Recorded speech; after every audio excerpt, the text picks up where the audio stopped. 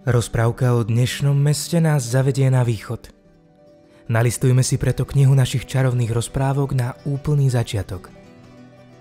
V Košickej kotline na sútoku riek Torisa a Sekčov sa obklopený Slanskými vrchmi a Šarišskou vrchovinou rozprestiera jeden z troch rytierov dominujúcich histórií východu.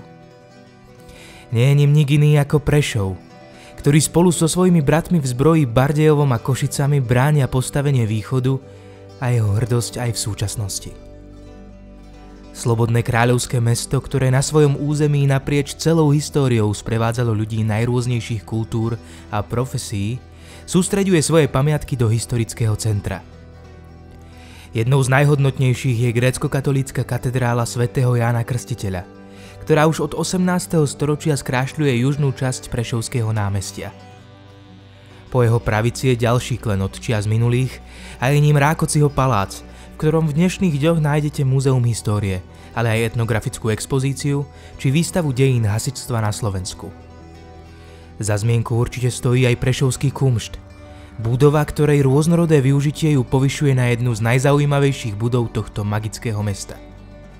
Kedysi bašta stredovekého opevnenia, neskôr vodná väža, až napokon priestor mnohých múzeí. Nazrite s nami do skutočného sveta rozprávok. Poďte sa pozrieť na čarovný Prešov a jeho okolie.